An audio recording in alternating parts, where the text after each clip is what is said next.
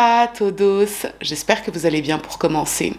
Eh bien écoutez, aujourd'hui je vous propose de nous intéresser à l'histoire du pire tueur en série chilien. C'est en tout cas le plus meurtrier, mais également le plus connu. Pour cette affaire, je me suis basée sur 2 reportages chiliens, ainsi que sur des dizaines et des dizaines d'articles. Alors je vous préviens, parfois il y avait des informations qui étaient contradictoires d'un article à l'autre, mais au final on s'y retrouve. Ce que je vous propose à présent, c'est de cesser les digressions ici et maintenant. Je vous laisse vous installer tranquillement, et puis je vous dis à tout de suite.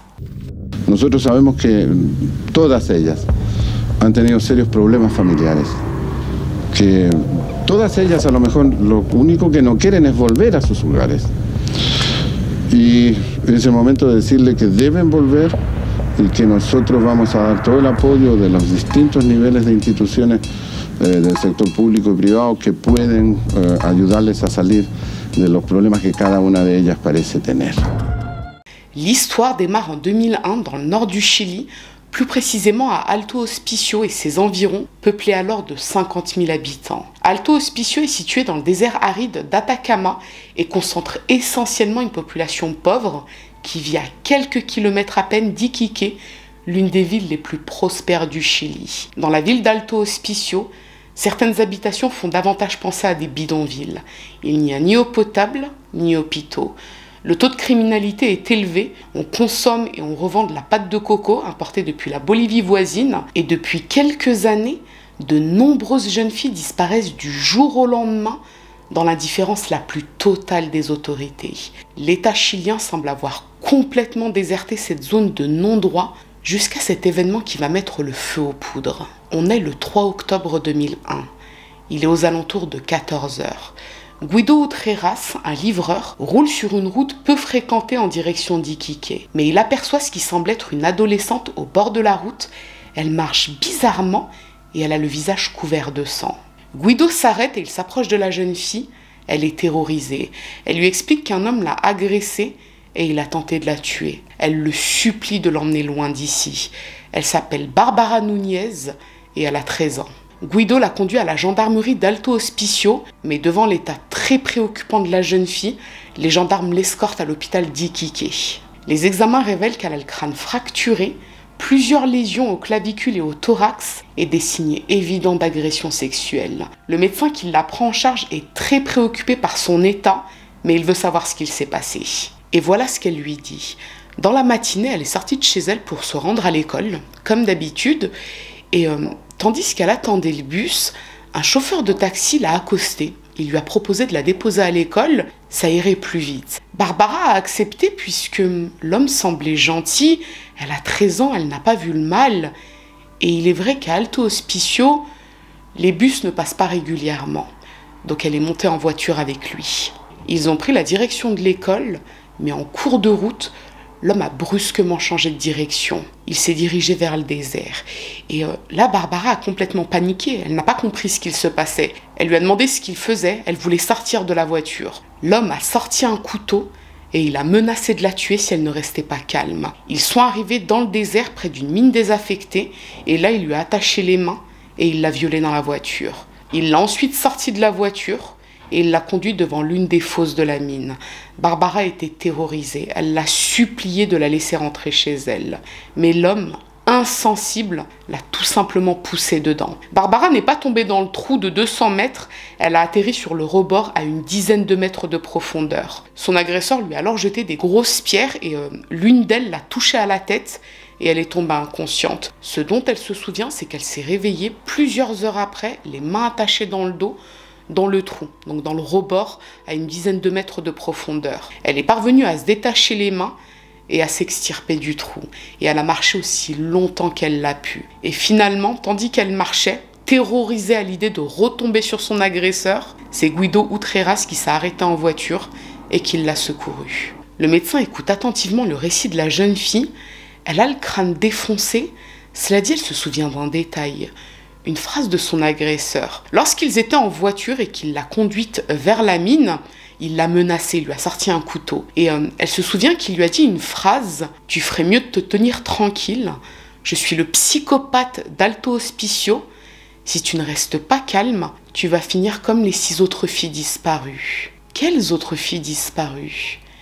Eh bien, Alto Hospicio connaît depuis un peu plus de 2 ans une vague de disparitions de jeunes filles âgées entre 13 et 17 ans. Et systématiquement, les autorités classent ces disparitions en fugue. Les jeunes filles auraient fui un environnement familial violent pour partir se prostituer en Bolivie ou au Pérou, toutes sans exception. C'est en tout cas l'explication fournie par les autorités quand les familles, pauvres, ont reporté les disparitions. Le médecin, qui est profondément touché par les déclarations de Barbara, lui demande si elle se souvient de certains détails qui permettraient de retrouver l'homme qui l'a agressée. Malheureusement, elle ne connaît pas son nom. Cela dit, elle peut fournir une description physique. Il a un certain âge, il est brun grisonnant, grand, mastoc. Il porte un t-shirt avec le logo de la municipalité d'Iquique et il conduisait une voiture blanche. C'est assez vague comme description, ça correspond à beaucoup de monde. Cela dit, Barbara se souvient d'un truc. Sous le rétroviseur de la voiture, il y avait des peluches. 2 petites bananes du dessin animé pour enfants, Banane en pyjama. Le médecin se rapproche des gendarmes et leur reporte les déclarations de Barbara et l'alerte est donnée en fin de journée. Tous les policiers et les gendarmes de la région sont mis au courant afin de procéder à des contrôles routiers. Cela dit, l'information ne doit pas fuiter puisque si l'agresseur se sait recherché, il risque de prendre la fuite. Le lendemain, soit le 4 octobre, un gendarme contrôle des véhicules sur une route entre Alto Hospicio et Iquique. Un véhicule blanc s'approche, le gendarme le fait s'arrêter, lui demande de se déporter et il demande les papiers du véhicule. L'homme au volant semble tout à fait détendu. Le gendarme récupère les papiers d'identité, les papiers du véhicule et il jette un coup d'œil à la voiture et là, il les voit sous le rétroviseur. Les petites peluches en forme de banane. Le gendarme garde son calme.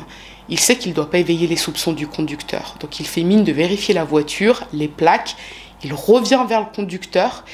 Et là, il lui dit qu'il y a un problème avec la voiture et qu'il doit venir avec lui à la gendarmerie pour régler le problème. Il s'agit d'une simple formalité administrative.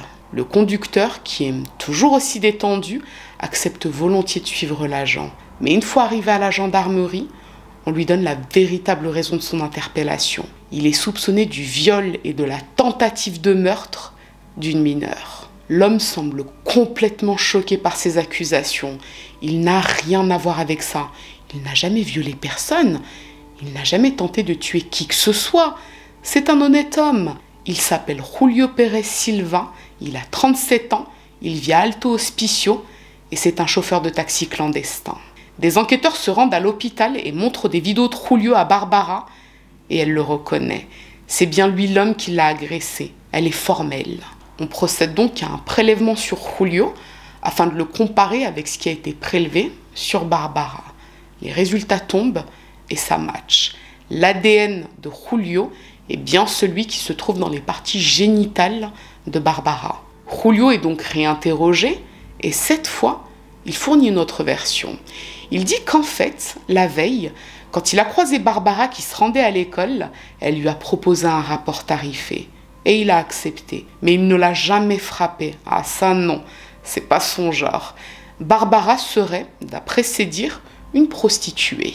Cela dit, pour les gendarmes, même si ce qu'il avance est vrai, ça reste très grave, c'est illégal d'avoir des rapports avec une mineure. Et dans tous les cas, ça n'explique pas la violente agression dont elle a été victime. Elle a quand même eu le crâne fracassé, le thorax, clavicule. Donc, disons que sa version de l'histoire paraît peu probable. En parallèle, des enquêteurs se rendent à son domicile à Alto Hospicio. C'est une maison qu'il partage avec sa compagne Nancy Buero et les enfants de sa compagne. Et dans les effets personnels de Julio, les enquêteurs découvrent le t-shirt avec le logo de la municipalité d'Iquique et des coupures de presse relatives aux disparitions de jeunes filles à Alto Hospicio. Ça, c'est bizarre. Cela dit, pour le moment, les gendarmes sont concentrés sur l'agression de Barbara qui fait à présent les gros titres de la presse. On parle quand même du viol et de la tentative de meurtre d'une enfant de 13 ans. C'est pas anodin. Lorsque les enquêteurs fouillent le véhicule de Julio, ils y découvrent un couteau, celui décrit par Barbara. Là, clairement, on a tous les éléments matériels qui permettent d'appuyer les déclarations de Barbara. Il est coincé. Mais ce dont personne ne se doute à ce moment-là, c'est qu'on vient d'appréhender le tueur en série le plus meurtrier du Chili.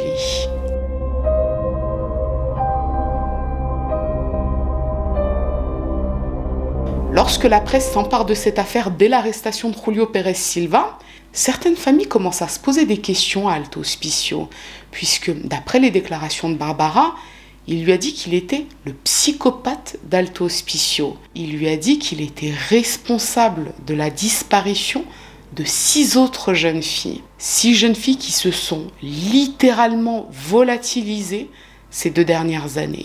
Le 24 novembre 1999, Macarena Sanchez, une collégienne de 13 ans, avait disparu en se rendant à l'école. Sa mère dit avoir reçu un appel en juillet 2000. Sa fille, Macarena, lui disait qu'on l'avait enlevée et qu'elle était forcée à se prostituer au Pérou. Après ce coup de fil, sa famille n'a plus jamais eu de ses nouvelles. Le 23 mars 2000, Laura Sola, 14 ans, s'était volatilisée en se rendant à l'école. Le 5 avril 2000, c'est Catherine Arcé, 16 ans, qui disparaissait à la sortie de l'école. Le 22 mai 2000, Patricia Palma, 17 ans, disparaissait elle aussi à la sortie de l'école. Le 2 juin 2000, Macarena Montesinos, 16 ans, a disparu alors qu'elle attendait son bus pour aller à l'école. Et la dernière disparition connue a eu lieu le 30 juin 2000. C'est Viviana Garay, 15 ans, elle aussi volatilisée sur le chemin de l'école. Aucune de ces disparitions n'avait donné lieu à des investigations sérieuses. Les autorités avaient retorqué que ces jeunes filles avaient tout simplement fugué pour se prostituer en Bolivie ou au Pérou. Certaines jeunes filles pouvaient parfois se prostituer à Alto Hospicio pour aider leur famille, mais les 6 filles disparues étaient des étudiantes, elles n'étaient pas connues pour se prostituer, elles fréquentaient quasiment toute la même école et elles s'étaient volatilisées en allant au lycée ou en rentrant du lycée. Un lycée par ailleurs situé à proximité de la gendarmerie.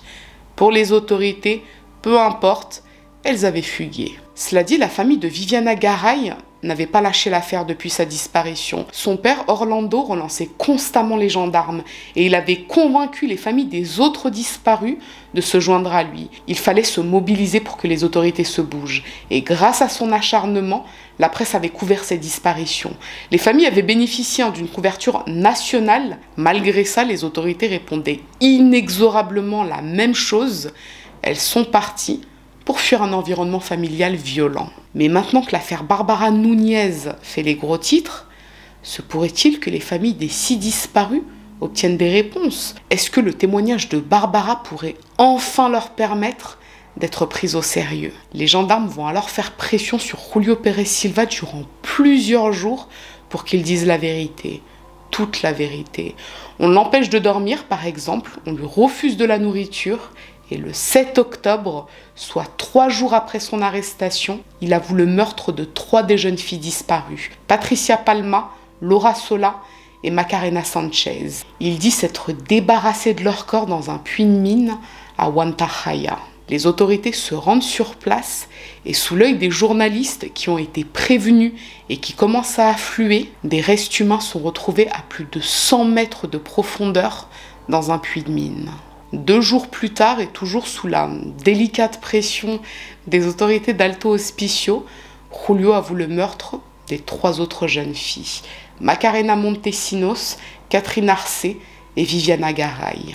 Là encore, il fournit l'emplacement des dépouilles. Les adolescentes ont été jetées dans des décharges aux 4 coins de la ville. Les autorités lancent donc des recherches et ce ne sont pas 3, mais 4 dépouilles décomposées qui sont retrouvées. La nouvelle éclate dans la presse. Les mineurs disparus n'ont pas fugué, comme le prétendaient les autorités depuis 2 ans. Elles ne sont pas parties de leur plein gré pour se prostituer. Elles ont bien été assassinées. Par un gars du coin qui plus est, un homme au-dessus de tout soupçon. Un chauffeur de taxi aimable et réservé. Le 11 octobre, les familles des disparus sont invitées à se présenter à l'hôpital afin d'identifier les dépouilles. Et c'est un moment quand même assez compliqué pour eux, puisque là on parle de corps décomposés ou momifiés, mais malgré ça, grâce aux vêtements, aux cheveux et aux bijoux, on parvient à identifier 6 des 7 dépouilles. Viviana Garay, Macarena Sanchez, Patricia Palma, Macarena Montesinos, Catherine Arcé et Laura Sola. Il s'agit des 6 étudiantes disparues. Et là, à Alto Hospicio, la colère commence à gronder doucement, mais sûrement, puisque depuis le départ, ces disparitions n'étaient pas prises au sérieux par les autorités. Quand les familles relançaient les gendarmes, on les envoyait gentiment bouler. On leur disait « c'est bon, t'inquiète, ta fille va revenir, elle est partie se prostituer en Bolivie ou au Pérou, elle reviendra tôt ou tard, donc arrête de nous saouler ». Et le ministre de l'Intérieur, José Miguel, est même intervenu pour dire que d'après lui, les autorités avaient parfaitement fait leur travail. Et tandis que les médias affluent du pays entier à Alto Hospicio, de nouvelles recherches sont entreprises dans le pic d'Huantajaya, et plus en profondeur dans les mines, on remonte 3 nouvelles dépouilles. Des restes de femmes dont on n'a aucune idée de l'identité pour le moment. Ce qu'il est utile de préciser, c'est qu'à ce moment-là, les autorités sont complètement dépassées par ce qu'il se passe. Pour bien replacer le contexte, on est en 2001. Le concept de tueur en série, c'est pas quelque chose de parfaitement maîtrisé au Chili. On ne sait pas encore tout à fait ce que c'est.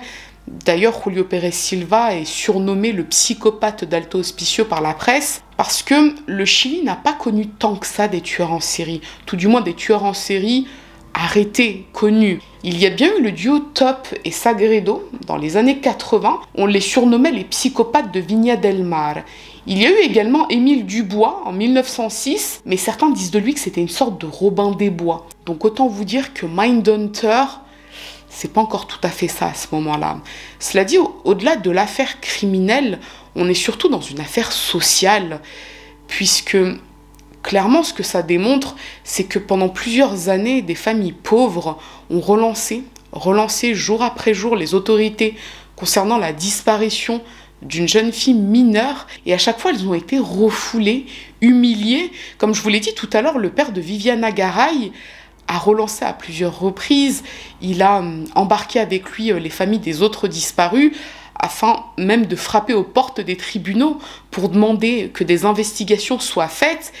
Et même dans les plus hautes instances de la région, on leur répondait à chaque fois la même chose. Elles ont fugué, elles vont revenir. Et la raison est assez simple. Les demandeurs étaient issus de milieux défavorisés. Le 15 octobre, les familles des 6 disparus organisent les funérailles des jeunes filles à la cathédrale d'Iquique. Des milliers d'habitants se déplacent pour leur rendre un dernier hommage. Et tandis que la presse continue de couvrir cette affaire hors norme, le ministre de l'Intérieur envoie une délégation d'enquête sur place. La ville est à présent sous le feu des projecteurs. De nouveaux ossements ont été retrouvés, on ne connaît pas leur identité, et il faut organiser une reconstitution filmée afin de montrer que cette affaire est prise au sérieux. Le but, d'une certaine façon, c'est de véhiculer l'idée que les autorités ne discriminent pas les pauvres et qu'elles font tout leur possible pour que les victimes obtiennent justice. Julio Pérez Silva est donc conduit à la mine le 10 novembre pour une reconstitution des faits. Une centaine de gendarmes encadrent cet événement sous l'œil des caméras. Son mode opératoire était quasiment identique pour chacune des victimes. Il les accostait alors qu'elles se rendaient à l'école ou qu'elles en partaient et il leur proposait de les déposer avec son taxi. Les jeunes filles acceptaient, le bus ne passait pas forcément régulièrement et l'homme était gentil, mais une fois en voiture, il les menaçait avec un couteau et il les amenait près des mines, au milieu du désert. Là, il les violait dans sa voiture, puis il les tuait à coups de pierre en pleine tête. Il jetait ensuite les corps dans la mine, un endroit où, a priori, personne ne pourrait les découvrir. C'est donc de cette façon qu'il a agi avec les 6 étudiants disparus. Il se servait de son taxi. Son véhicule lui permettait d'agir en toute tranquillité, puis de se débarrasser des corps. C'est également grâce à son véhicule qu'il a pu se débarrasser des autres. Toutes les autres.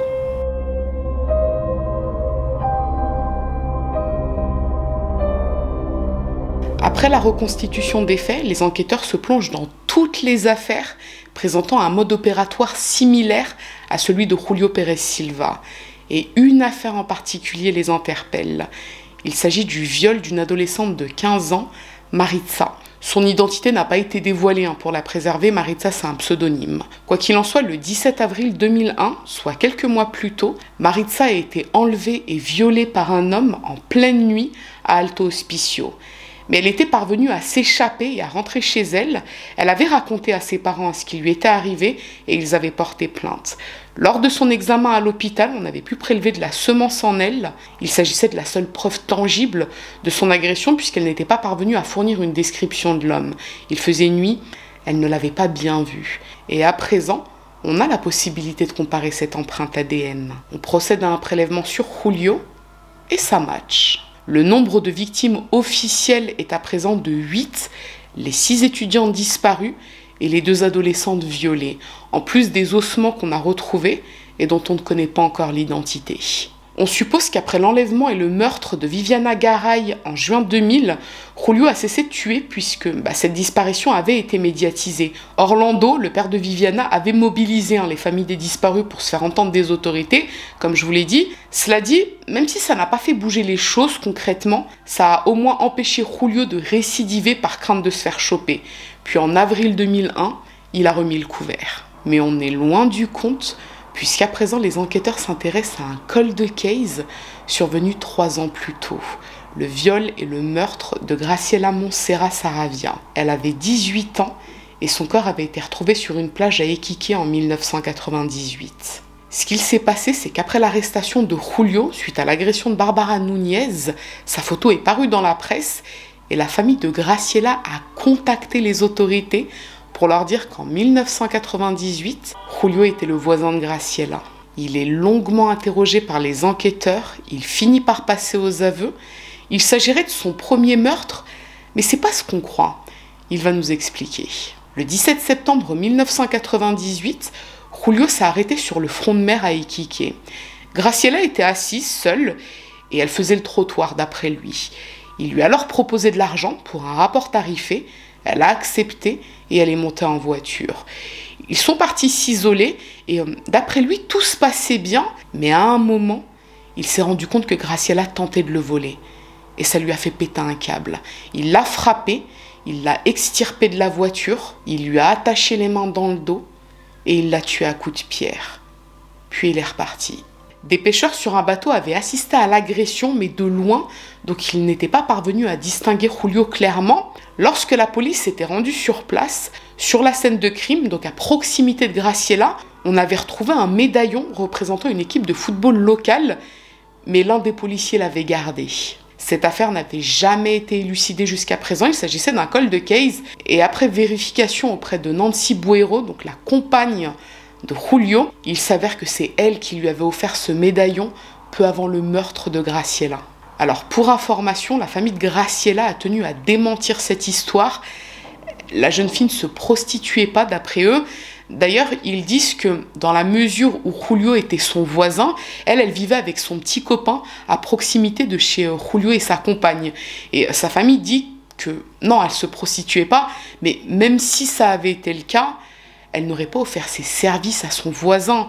Ils disent que non, le plus probable, c'est que dans la mesure où le 17 septembre 1998, il y avait une fête de quartier, selon eux, ce qu'il s'est passé, c'est que Julio a proposé à Graciela de la ramener chez elle. Comme ils étaient voisins, elle n'a pas vu le danger et il en a profité pour l'agresser. Quoi qu'il en soit, on suppose qu'après le meurtre de Graciela, Julio a décidé de changer de mode opératoire pour plus de sécurité. Là, des pêcheurs l'avaient aperçu au loin. Donc après ce meurtre, pour éviter d'être reconnu, il emmenait les jeunes filles dans le désert et il se débarrassait de leur corps dans les puits de mine. Là où, a priori, personne ne les découvrirait jamais. Les semaines et les mois qui suivent, de nouvelles recherches sont entreprises dans les puits de mine et les décharges publiques d'Alto Hospicio. Et on découvre d'autres restes humains de femmes et des objets, des bijoux. Les dépouilles ne sont pas identifiables, il faut donc déterrer tous les cold case. Et à côté de ça, les autorités invitent toutes les familles d'Alto Hospicio qui ont signalé la disparition d'une femme ou d'une adolescente à venir voir les objets qui ont été retrouvés près des dépouilles pour savoir s'ils peuvent les identifier. Cela dit, Julio se défend d'avoir commis d'autres meurtres. Non, il n'en a commis que 7. Les 6 disparus et Graciela, en plus des 2 agressions sexuelles, Maritza et Barbara Núñez. Mais les enquêteurs n'y croient pas une seule seconde. En déterrant les cold case, ils mettent à jour tout un tas de disparitions et de meurtres de femmes qui présentent d'énormes similitudes avec son mode opératoire. Il y a la disparition d'Ornella Linares. Elle avait 14 ans et elle s'est évaporée le 5 avril 1999 alors qu'elle attendait un bus pour rentrer chez elle en périphérie d'Alto Hospicio. Sa famille avait prévenu les autorités. On leur avait répondu qu'elle était partie pour se marier. Le 7 août 1999, c'est Yvonne Carrillo-Lefno, âgée de 15 ans, qui s'évapore dans la nature. Là encore, pas d'enquête. Le 2 février 2000, le corps à moitié nu et sans vie de Gisela Melgarejo, une graphiste de 36 ans, est retrouvée dans une décharge. Elle avait les mains ligotées et le crâne brisé. Sarah Gomez, 18 ans, disparaît le 21 février 2000 alors qu'elle attendait son bus. Quelques mois plus tard, sa mère a reçu le coup de fil d'une personne qui lui intimait l'ordre de ne plus la rechercher sous peine de représailles. Le 23 février 2000, Angelica Ley, une commerciale de 23 ans, disparaît alors qu'elle se rendait à un match de sport. Elle était mère d'un petit garçon. Daisy Castro, 16 ans, a disparu le 22 mai 2001 alors qu'elle attendait son bus pour aller à l'école. Et le 23 août 2001, c'est Angelica Palapé, une mère de famille de 45 ans, qui s'évapore dans la nature après être sortie de chez elle pour prendre le bus. Il s'agit de disparitions et de meurtres qui présentent des similitudes avec le mode opératoire de Julio. Mais encore faut-il pouvoir lier les restes retrouvés dans le puits de mine et dans les décharges avec les disparitions de ces jeunes filles. Et c'est à partir de juillet 2002 que les familles qui avaient signalé une disparition sont invitées à venir identifier les dépouilles grâce aux objets retrouvés à proximité. Et les familles des disparus les reconnaissent les unes après les autres. La liste des victimes supposées de Julio Pérez Silva s'allonge. On le soupçonne à présent de 14 crimes. Et du fond de sa cellule, dans le pénitencier d'Iquique, il continue de clamer son innocence pour les autres meurtres. Non, ce n'est pas lui. Le Chili est dépassé par cette affaire. On parle quand même d'un homme accusé de 14 meurtres de femmes. Il serait alors le pire tueur en série du pays. Les familles des victimes sont révoltées. Si les autorités avaient fait leur travail dès le départ, il n'y aurait pas eu autant de disparitions et de meurtres. Les habitants d'Alto Hospicio veulent voir des têtes tomber. Et c'est effectivement ce qu'il se passe. Des hauts gradés de la gendarmerie sont démis de leurs fonctions. L'instruction est définitivement clôturée en décembre 2002. Il y a bien sûr d'autres disparitions, d'autres meurtres survenus dans la région. Cela dit, rien ne permet de les lier à Julio Pérez Silva. Soit l'âge ne correspond pas vraiment au profil habituel de ces victimes, soit il n'habitait pas encore dans la région quand ces disparitions et ces meurtres ont eu lieu. Cela dit, il sera jugé pour 14 crimes, en plus du viol de Maritza et du viol et de la tentative de meurtre de Barbara Núñez. Et pour ces crimes, il aurait pu être condamné à la peine capitale s'il avait été arrêté l'année précédente. Comme elle a été récemment abolie au Chili, il risque une lourde peine de prison. Maintenant que l'instruction est close, beaucoup veulent savoir qui est cet homme, le psychopathe d'Alto Hospicio comme on le surnomme. Comment a-t-il pu commettre autant de meurtres en un si court laps de temps ?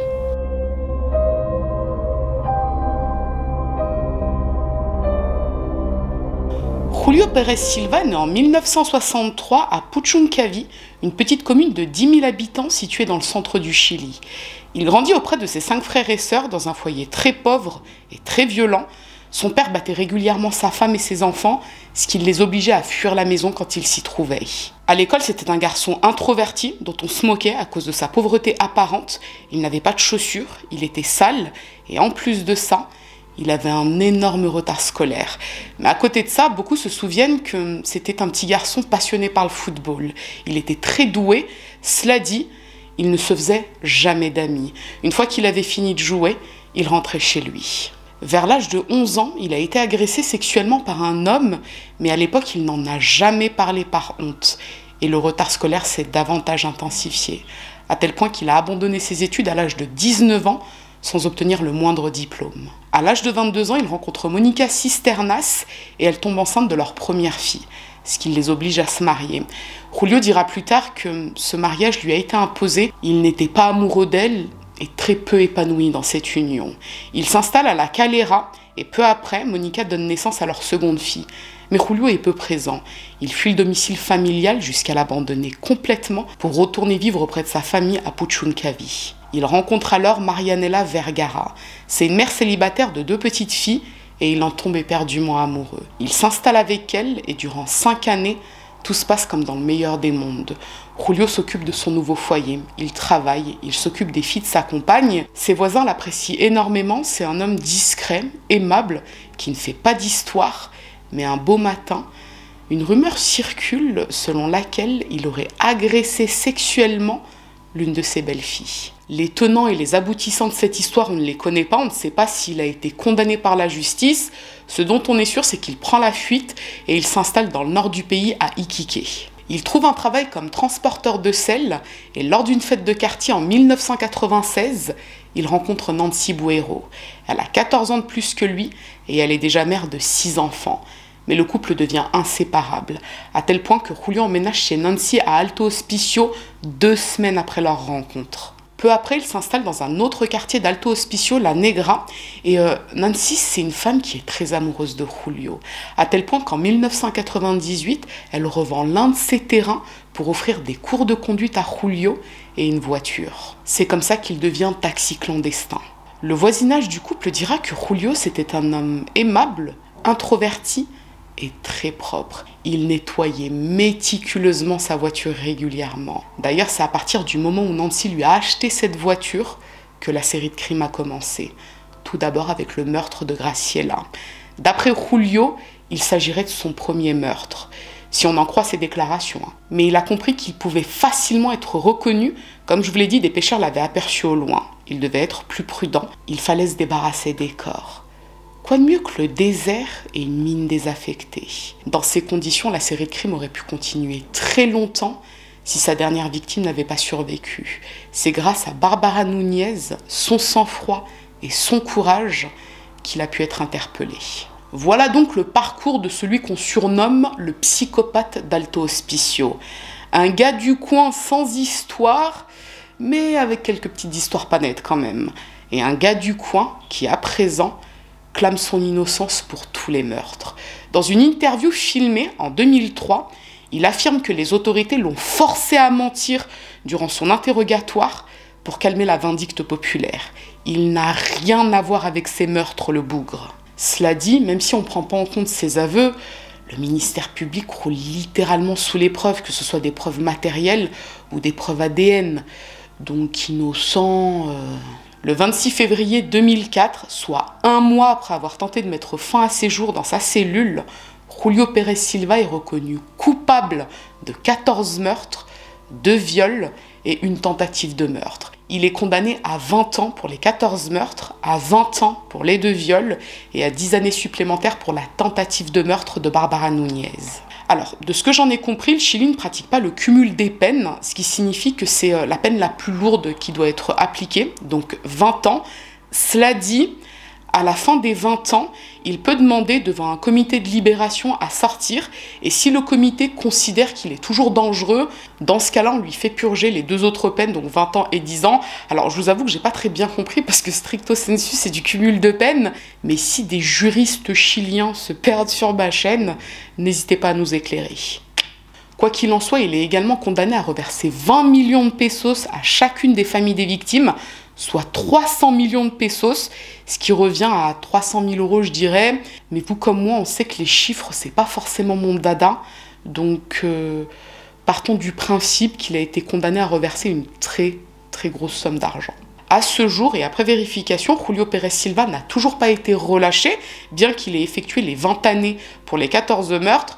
Et il y a très peu de chances qu'il soit relâché un jour, puisque cette affaire est l'une des plus emblématiques du Chili, compte tenu du nombre de victimes officielles. Cela dit, à la suite de la condamnation de Julio Pérez Silva en 2004, les familles des victimes ont fait savoir qu'elles n'étaient pas satisfaites du verdict, ou plus précisément de l'instruction. Depuis la condamnation de Julio, elles veulent la réouverture du dossier, puisque selon elles, il n'a pas agi seul. Il était forcément accompagné. Leur théorie, c'est qu'il y avait un trafic d'êtres humains, sans doute pour de la prostitution, et Julio était un pourvoyeur, protégé par les autorités, d'où leur inaction devant les disparitions et les meurtres des jeunes filles. Le ministère public a quant à lui fait savoir que le dossier était définitivement clos. Il n'y avait qu'un seul responsable, Julio Pérez Silva. Il a été arrêté, jugé et emprisonné. C'est en tout cas la version officielle.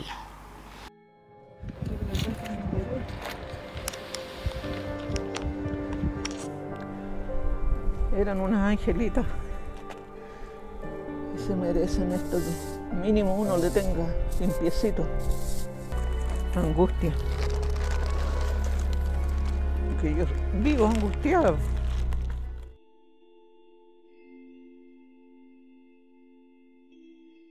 Bon, et bien, si vous en êtes à cette partie, c'est que vous avez regardé l'entièreté de la vidéo et j'en suis très contente parce que j'ai trouvé cette histoire passionnante, mais sur le plan social. En fait, au-delà de l'affaire criminelle, j'ai trouvé que le plus intéressant dans cette histoire, c'était l'aspect social, à savoir des familles pauvres qui ont été méprisées et humiliées par la justice parce qu'elles étaient pauvres.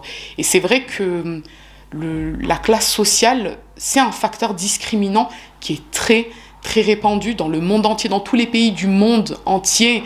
C'est l'un des facteurs d'injustice les plus, je dirais, flagrants, même si parfois on veut nous faire croire que c'est pas le cas.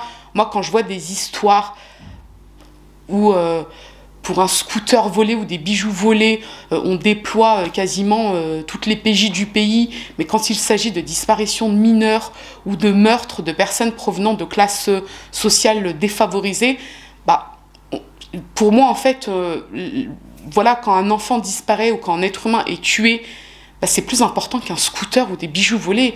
Donc, je sais pas, c'est tellement flagrant, mais c'est fait avec tellement de cynisme et on nous fait tellement comprendre que ouais, mais c'est normal, c'est pas pareil.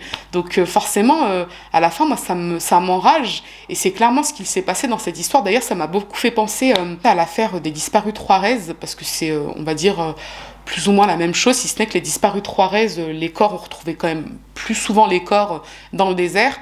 Bah, c'est la même chose. À Juarez, c'était des familles très pauvres qui ont été humiliées et snobées par les autorités. On a eu le cas, enfin, pour moi, hein, l'affaire la plus emblématique en France, c'est celle d'Émile Louis. Parce que là, en plus d'être des jeunes filles issues de milieux défavorisés, c'était parfois des filles qui présentaient un handicap mental. Donc il y avait en fait une double discrimination qui était faite et je trouve que c'est l'une des affaires les plus emblématiques. Maintenant, je suis quelqu'un de réaliste, même si je suis quelqu'un d'idéaliste, je reste néanmoins quelqu'un de réaliste. Je sais que la discrimination relative à la classe sociale, c'est quelque chose qui a toujours existé et qui existera toujours, quoi qu'on dise, quoi qu'on fasse. Mais je trouve ça important parfois de faire des petites piqûres de rappel. Parce que même si ça existera toujours, bah, c'est bien de dire que c'est pas correct, que c'est injuste. Et comme je suis quelqu'un de profondément attaché à la notion de justice, vraiment des fois, je suis là même, je me fais mal au cerveau en fait, parce que en fait, je suis tellement attachée à la notion de justice que pour moi, la justice ne doit pas souffrir de facteurs discriminants, de mensonges ou de tout ça en fait. Je sais pas comment l'expliquer, mais pour moi, si on doit rendre justice, genre, bon, c'est un peu bizarre ce que je vais vous dire, je sais pas pourquoi j'en arrive à là, mais genre, en fait, pour moi, dans une affaire, à partir du moment, en fait, où une affaire est jugée, je pars du principe qu'il faut dire la vérité, toute la vérité, rien que la vérité, faut rien amplifier, faut rien diminuer, faut dire les choses telles qu'elles sont. Et voilà, la justice, elle tranchera, mais à partir du moment où quelqu'un ment, même si cette personne a été victime, mais qu'elle ment sur un détail, bah, en fait, pour moi, la justice, elle est bafouée, parce que c'est pas ça la justice. La justice, c'est on te condamne pour ce que tu as fait, on ne te condamne pas pour des choses que tu n'as pas faites, en se disant que de toute façon, tu as fait des choses. Et je sais qu'à l'époque, quand j'avais fait ma vidéo sur Marc Machin, j'avais eu beaucoup de commentaires où les gens disaient « Oui, mais de toute façon, le gars, c'était un violeur, donc même s'il a été condamné pour rien, c'est pas grave, il aurait dû pourrir en prison, etc. » Ben, en fait, moi, je suis pas d'accord. On condamne quelqu'un pour une chose qu'elle a fait, pas pour quelque chose qui ressemble à ce qu'elle a fait, parce qu'on ne rend pas justice aux victimes. Le véritable coupable n'a pas été arrêté et on bafoue la notion même, l'essence même de la justice. Et là, dans le cas de... Voilà, je sais pourquoi j'en venais à ça. En fait, dans le cas de Julio Pérez Silva, moi, j'ai l'impression que le gars, certes, ok, il a commis une dizaine de crimes, c'est probable qu'il en ait commis même beaucoup plus que ce qui a été découvert. Cela dit, j'ai l'impression qu'on a essayé de lui faire porter le chapeau pour des meurtres qu'il n'a pas commis parce que c'est bon, on avait arrêté un monstre, donc autant lui mettre toutes les disparitions, tous les meurtres sur le dos, et comme ça, en même temps, ça nettoie les fonds de tiroir. Et moi, je trouve que c'est pas ça l'essence de la justice. S'il a commis 10 meurtres, on le condamne pour 10 meurtres. S'il a commis 20 meurtres, on le condamne pour 20 meurtres. Mais s'il n'a pas commis tel meurtre ou tel meurtre, en fait, on rend pas justice à la victime, et surtout, on laisse un coupable en liberté. Donc, je vois pas trop ce qu'on y gagne dans le fond. Donc, voilà. Je sais pas pourquoi j'en étais arrivée à ça, mais c'est parce que cette histoire, elle m'a vraiment trop touchée et j'avais trop de la peine quand je voyais les familles des victimes qui étaient là, qui pleuraient, qui demandaient justice. Et il y avait des ministres qui étaient là, un but de leur personne arrogant. Ah, l'argent, ça rend dégueulasse. Franchement, je vous jure que l'argent, ça rend dégueulasse. Et ils étaient là, ils les méprisaient en leur disant « Non, mais c'est bon, elles ont fugué, elles sont allées se prostituer au Pérou, en Bolivie. » Mais quelle bande de... Ah, franchement, ça me fout le seum. Enfin, bref, voilà tout pour cette affaire. Ce que je vous propose, c'est que si cette histoire vous a intéressé, à défaut de vous avoir plu, n'hésitez pas à mettre un petit j'aime sous la vidéo, mais surtout, n'hésitez pas à vous abonner, c'est encore mieux. Je vous dis à très bientôt. Nosotros sabemos que todas ellas han tenido serios problemas familiares. Que todas ellas a lo mejor lo único que no quieren es volver a sus hogares. Y en ese momento decirle que deben volver y que nosotros vamos a dar todo el apoyo de los distintos niveles de instituciones del sector público y privado que pueden ayudarles a salir de los problemas que cada uno